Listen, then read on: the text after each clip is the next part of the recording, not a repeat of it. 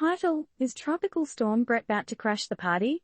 TLDR: Mother Nature's doing her own tropical dance over in the Atlantic, with a tropical wave that sprang from Africa likely to turn into a real-deal storm, according to the National Hurricane Center. They've cranked up the odds to 50% for the next couple of days, and 70% for the week. And if it spins hard enough, we could be welcoming Tropical Storm Bret to the scene. Cue the suspenseful music and grab your raincoats, folks, because it seems like the Atlantic Ocean is stirring up a party we may not want an invite to. We're talking about a tropical wave that's been birthed off the coast of Africa and is now strutting its stuff across the Atlantic. Are we about to meet Tropical Storm Bret? First off, the National Hurricane Center, NHC, informs us that this tropical wave's got some disorganized showers and thunderstorms. Sounds like a rowdy house party with the guests spilling drinks everywhere, am I right? But don't let this ruckus fool you, because environmental conditions are apparently giving it a thumbs up, cheering it on to potentially become a tropical depression by next week. No biggie, just a system moving westward at a casual 15 to 20 miles per hour across the eastern and central tropical Atlantic. But wait, what's this?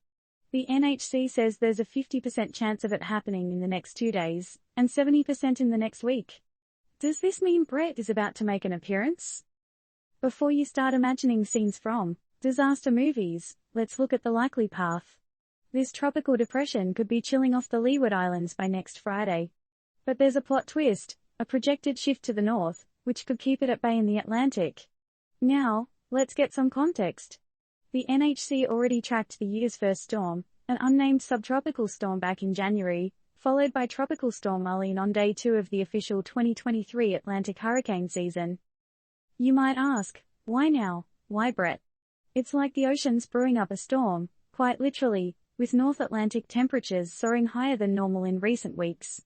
Colorado State University's Tropical Weather and Climate Research Department, represented by the dapper Phil Klotzbach, tells us that considerable anomalous warming has been happening because of weaker trade winds across the Atlantic.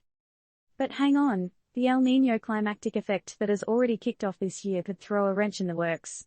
It usually amps up wind shear over the Atlantic, which could make it tough for our potential storm to grow.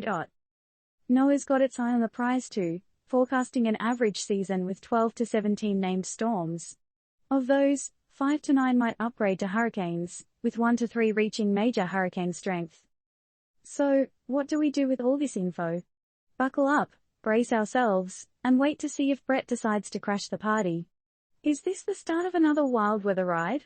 How does a potential tropical storm Bret fit into your summer plans?